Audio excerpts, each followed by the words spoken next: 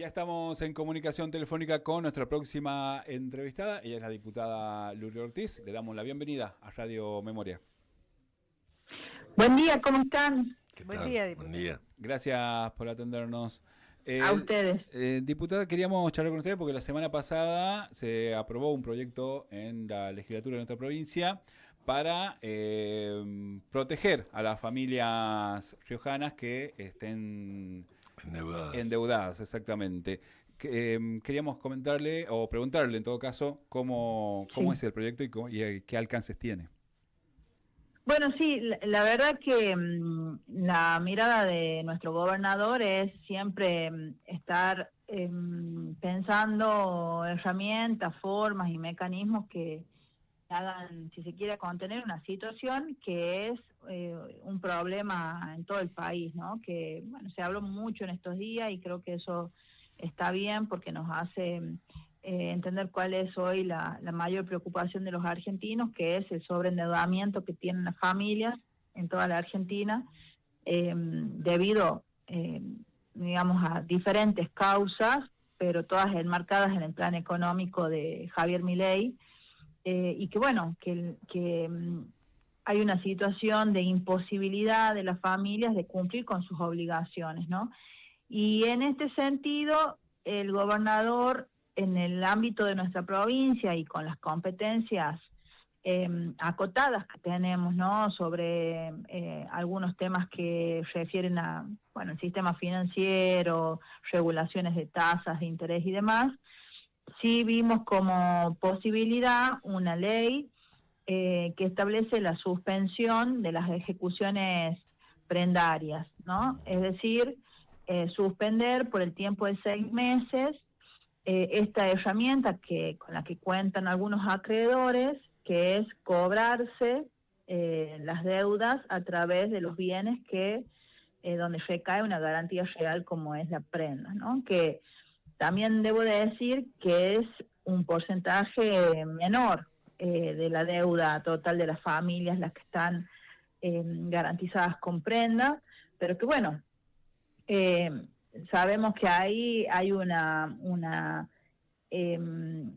peligrosidad directa sobre los bienes que tienen las familias, que en la gran mayoría son bienes incluso que están destinados a la construcción y la generación de ingresos familiares. Yo pongo siempre un ejemplo, como para que todos lo podamos entender. Nosotros en el parque industrial, bueno, debido también, ¿no?, a la política de importaciones y la baja de consumo y la paralización de la economía nacional, muchos riojanos se vieron desprovistos de esa fuente laboral y en el mejor de los casos pudieron contar con gozar del derecho de indemnización, y en algunos de los casos con ese dinero han accedido a algún bien, por ejemplo algún vehículo, para poder brindar el servicio de delivery, ¿no? Por ejemplo. Y bueno, sobre ese vehículo recae una garantía de prenda. Y ante la imposibilidad de cumplir con esa obligación que generó el crédito para comprar el vehículo, bueno, entramos en mora, y después de la mora todo el proceso que hace digamos, sobre el cual el acreedor tiene derecho a cobrar, ¿no? Ayer escuchaba algunos comentarios en otros medios donde, bueno, esta medida es como que no resuelve el problema. Y claro que no lo resuelve el problema de fondo, digamos. Resolver el problema de fondo sería ya pensarnos el año que viene eligiendo a otro presidente que empiece a gobernar en razón realmente de los problemas que tienen los argentinos, si vamos por el fondo de la cuestión, ¿no? Pero por ahora creemos que es un lapso de tiempo donde dejamos un poco protegidos esos bienes para que el deudor intente y procure acomodarse para cumplir con sus obligaciones, y el acreedor pueda cobrar su crédito que es su derecho, digamos, ¿no? Cuando uno se compromete en esto tienen que poder cumplir. Y también damos este tiempo para que en algunos de los casos en donde las condiciones de los créditos están por fuera de toda razonabilidad legal, también pueda haber un espacio para acordar, ¿no?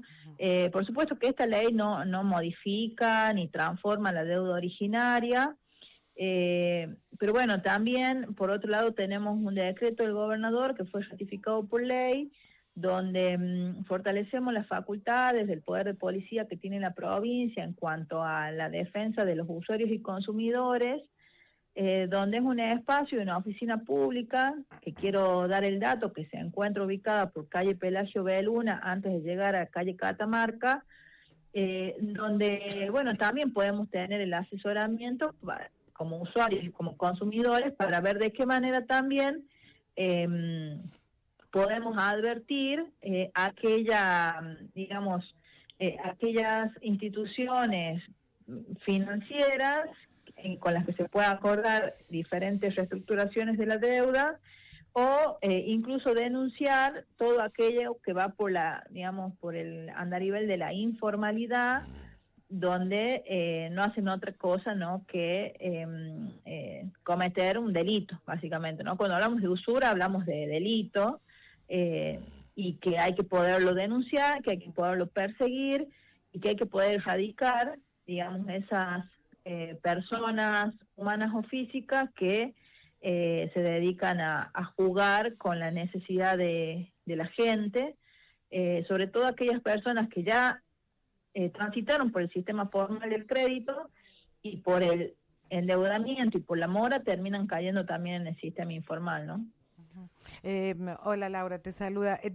Hablabas del Hola, decreto Laura. del Ejecutivo. ¿Ese es el contenido del decreto, digamos? Habla sobre esta asistencia, sobre esta orientación que se puede dar desde el Estado.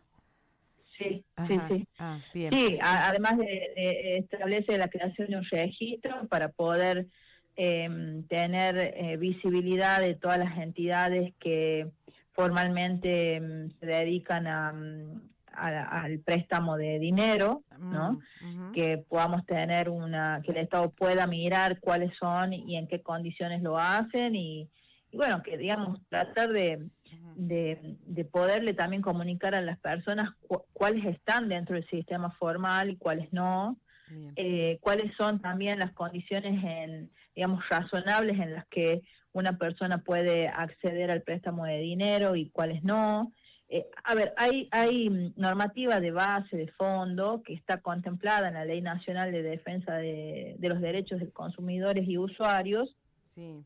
No me acuerdo en este momento el número, pero es una ley que ya tiene sus años y que la verdad que nosotros tenemos que poder difundir y promover mucho los derechos de los usuarios y los consumidores, para, bueno, también tener, ¿no?, una ciudadanía empoderada a la hora de sentarse a suscribir un contrato. Pero ¿qué sucede? Nosotros podemos, los ciudadanos podemos entrar en esta negociación con quien nos vende un bien o nos presta dinero cuando, bueno, estamos en condiciones de negociar, pero cuando hay una persona en una situación de absoluta vulnerabilidad, bueno, sucede lo que sucede con quienes son los que están en mejores condiciones para vender un bien o para prestar dinero. Entonces, claramente hay una relación dispar entre acreedores y deudores, por eso es que la ley de usuarios y consumidores viene a tratar de equiparar con algunas protecciones hacia los deudores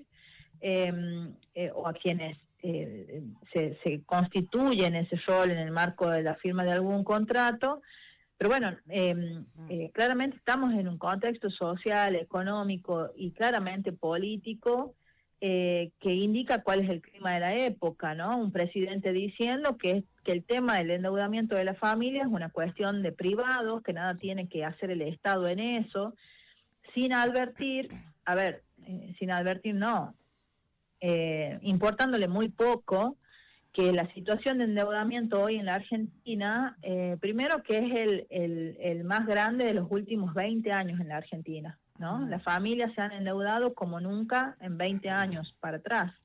Hemos superado los niveles de endeudamiento de la pandemia, o sea, ni la pandemia, que ha sido realmente un inconveniente extremo para la actividad económica y para las familias argentinas, ni siquiera la pandemia ha generado este nivel de endeudamiento. En la Argentina hay 20 millones de argentinos y argentinas.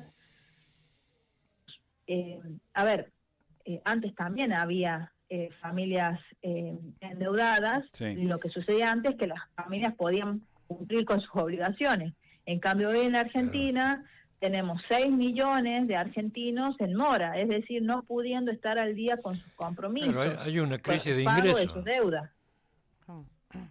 Claramente que hay una crisis de ingresos. Fundamentalmente. De hecho, fue lo primero que resolvió el presidente Milei cuando llegó, ¿no? La devaluación, después el congelamiento de los salarios, el decreto 7023 donde liberó también las tasas, por eso Galperín puede hacer lo que hace, ¿no? Dar un crédito y poner tasas absolutamente usurarias, y que no hay vocación ni decisión política del Estado Nacional de regular, de perseguir y de ordenar, digamos, ese descalabro que generaron las billeteras virtuales en las familias, sin contemplar que la deuda que hoy tienen las familias argentinas no son mero lujo, ¿no? No es un viaje al exterior por vacaciones, no, es alimentos, ¿no? La mayor parte de la deuda de los argentinos está asignada al uso de las tarjetas de crédito.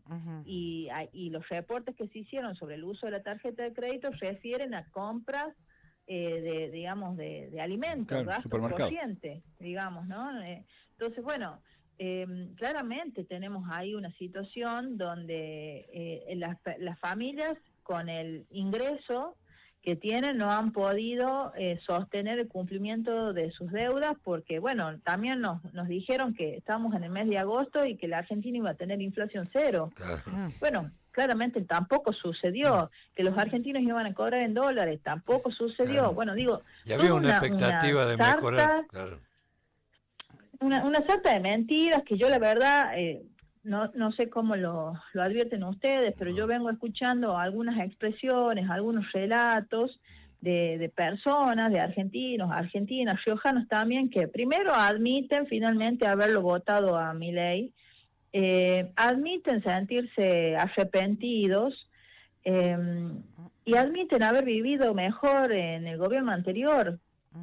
Claro, claro. Entonces, con todas esas realidades, porque eso nos remarca la realidad, bueno, hay que ver cómo construimos como pueblo argentino nuestro entendimiento para el año que viene poder elegir autoridades que realmente representen la posibilidad de efectivamente vivir un poco mejor, no que nos vendan espejitos de colores como hizo este tipo, porque la verdad que en el problema que ha metido a la mayoría de las familias argentinas, y va a ser un trabajo muy duro para todos los argentinos salir adelante.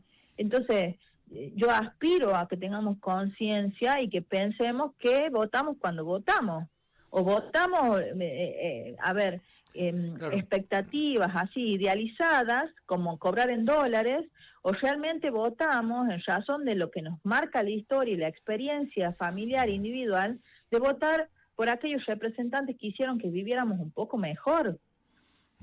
Claro, y tomar conciencia. Nada, digo esto porque lo pienso todos los días. Sí, sí. No, digo, y fundamentalmente tomar conciencia de que revertir esta situación que está planteada hoy, y con, digamos, y con lo que puede pasar hasta que haya elecciones, ¿no? Digamos, con las leyes que pueden salir del Congreso, va a ser muy difícil revertir esta situación actual. O sea, decir, no es mágico que nosotros con un cambio de gobierno vamos a pasar a vivir una vida holgada.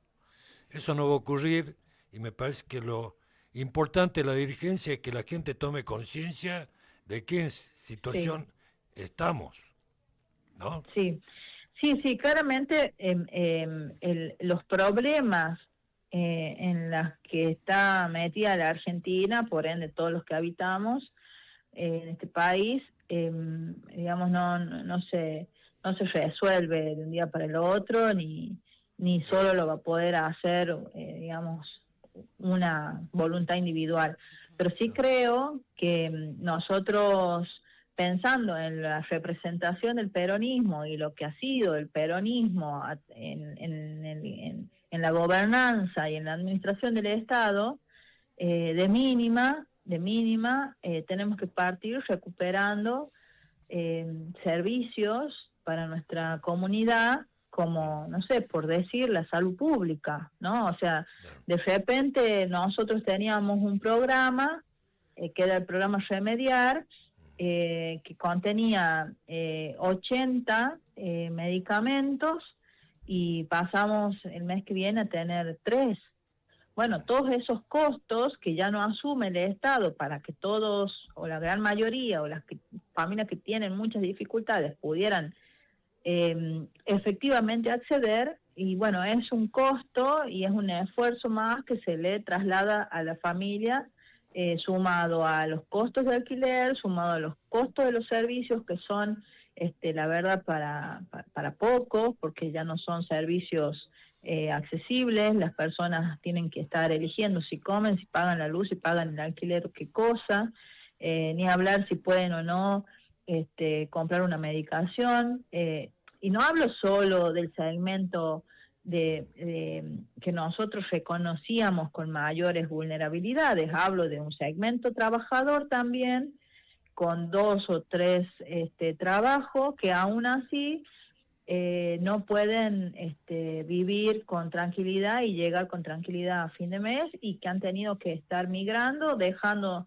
sus sistemas de prepaga, volviendo al sistema público, un sistema público de salud también afectado por las políticas de Javier Milei, dentro del vaciamiento que ha hecho de las políticas públicas, que es un dinero que no está en el Servicio de Salud Nacional, que tampoco sabemos dónde está, o podemos más o menos interpretar que es un dinero que va justamente a cumplir con un sector muy minúsculo de la Argentina, que probablemente sea el sector financiero.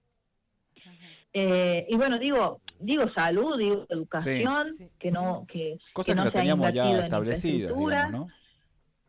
Ya estaban sin De discusión. cajón, eso funcionaba en el Estado, ¿no? Obviamente con dificultades, obviamente con algunos inconvenientes, con errores también de los dirigentes, o errores también de algunos responsables de esas políticas públicas. Claro que sí, o sea, no somos necios ni vamos a negar que había que hacer las cosas perfectibles, pero este descalabro que han hecho con las funciones del Estado, el descalabro que han hecho con los servicios públicos, la verdad que todo eso ha sumado a complicarle la vida a la gente, porque yo pensaba esto ayer. Ustedes córtenme si me estoy haciendo larga, ¿no? Porque yo entro a hablar y... pensaba esto ayer, escuchaba una persona decir esto que les decía hace un momento, onda, lo voté a Milei, me arrepiento, reconozco que antes vivía mejor, pero también digo que no voy a votar a los que gobernaban cuando yo vivía mejor. Entonces, en esa absoluta incongruencia, incoherencia, digo, individual, de no poder elegir a quien realmente y efectivamente me hizo vivir mejor, por muchas decisiones políticas, creo que hay que nosotros desde este inmediato momento, como ciudadanos, tenemos que ponernos a pensar qué es lo que votamos cuando votamos. ¿Qué votamos? Voto en razón de mi realidad, la de mi familia, la de mi vecindario, la de mi ciudad y mi provincia y la Argentina, comparando, porque ya tenemos de sobra para comparar, ¿no? Cuando estuvimos mejor y cuando estuvimos peor, si con los gobiernos peronistas, con los gobiernos de derecha, de Macri, de Milei, tenemos para comparar, ¿eh? Sí. Es un voto más emocional, ¿votamos? ¿no? Digo, Bueno, pero con la emoción no comen la familia. No, está Digo, claro, eso es lo que tenemos claro. que nosotros Dejó de ser poner en ideológico discusión. para Nosotros, ser emocional, me parece el voto. pero también digo ni ideológico. No, a claro, ver, yo estoy de acuerdo con eso. Obviamente que yo hago un análisis, ¿no? Yo hago un análisis ideológico y nosotros podemos hacerlo porque estamos, digamos, convencidos de una idea la militamos, la trabajamos y demás. Ahora, digo, si vamos al ciudadano, no debería ser ni ideológico, no debería ser emocional, debería ser por lo que nos indica la realidad. Pragmático, en todo caso. O sea, claro, totalmente. Es contrastar cuándo estuve mejor, cuándo estuve peor, cuándo pude sentirme más tranquilo para vivir la cotidianidad. Entonces digo, ¿qué votamos cuando votamos? Si yo hoy digo que no voy a votar a los referentes políticos que hicieron vivir un poco mejor.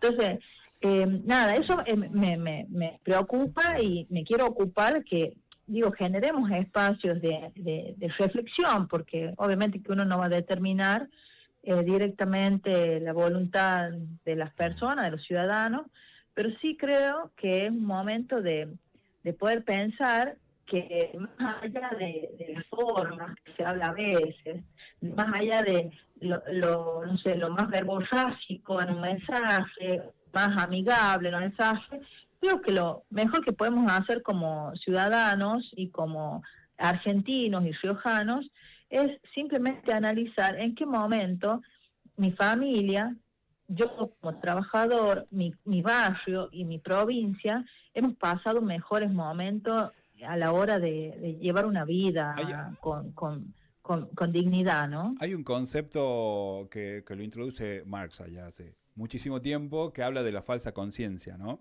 De pensar de que si uno que forma parte de una clase trabajadora apoya a la oligarquía, digamos, tiene esa aspiración de que ya me va a tocar o yo soy parte de...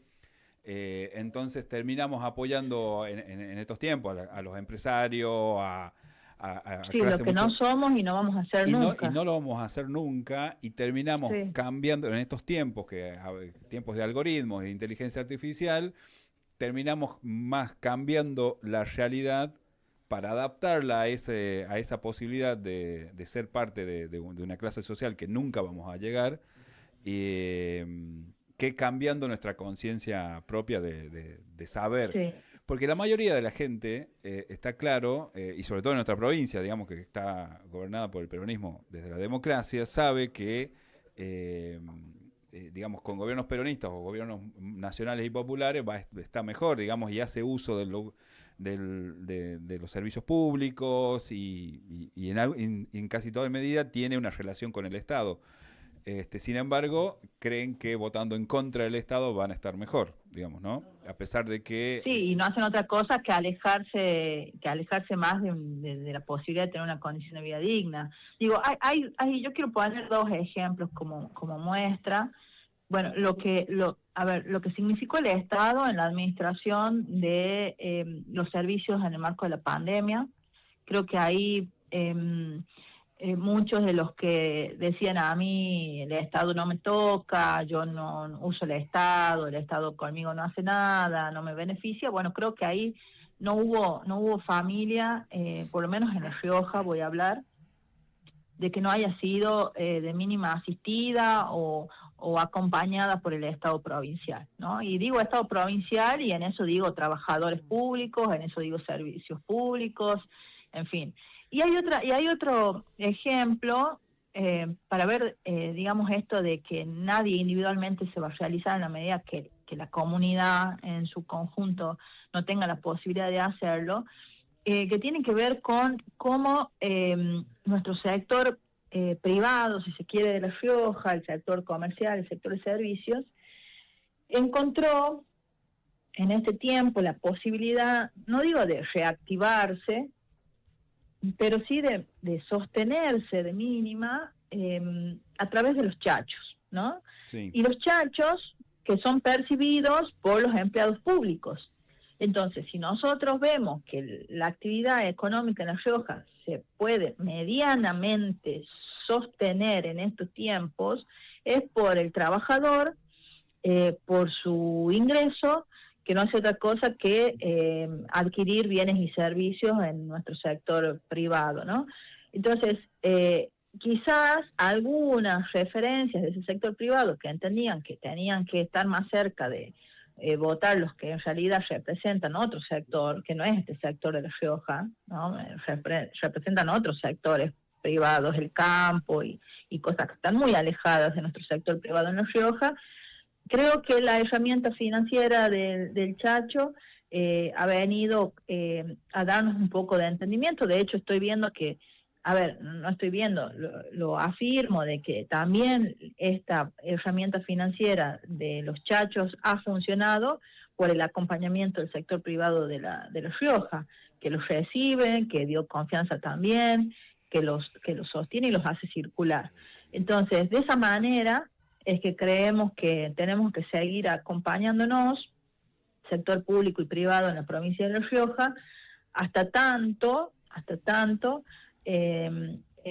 la Argentina podamos pensarla gobernada claramente por personas que no tengan que ver con esta consigna de romper el Estado para las mayorías, porque el Estado siguió funcionando el Estado cuando desreguló las tasas funcionó para el sector financiero, que hoy está haciendo ganancias exorbitantes a costa del endeudamiento de la gente. Pero bueno, pensarnos en ese sentido para el año que viene. Sé que no va a ser sencillo, pero que desde mi pertenencia partidaria, que es el peronismo, tenemos que hacer nuestro mayor esfuerzo como dirigentes, porque lo que tenemos que hacer nuevamente es despertar expectativas en la comunidad, pero sobre todo despertar conciencia en razón de que podamos elegir como ciudadanos aquellos que efectivamente nos garanticen vivir un poco mejor, ¿no?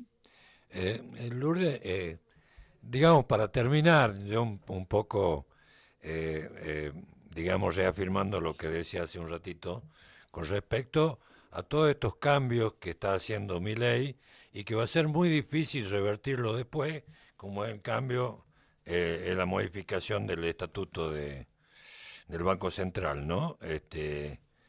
Que si sale como está planteado en el Congreso, va a ser muy difícil revertir. Es más difícil hacerle un juicio político al presidente que sacarlo al presidente del Banco Central.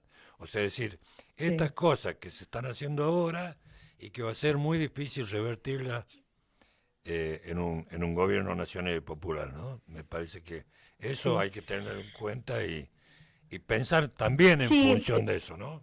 O sea, que las cosas no... Sí, claro que hay que pensar en función de eso, y para lo cual todavía el peronismo tiene hoy oportunidades de seguir, de ponerse donde se tiene que poner para marcarle algún límite al presidente Javier Milei, como se lo marcó la sociedad con el tema del tratamiento de la extranjerización de las tierras.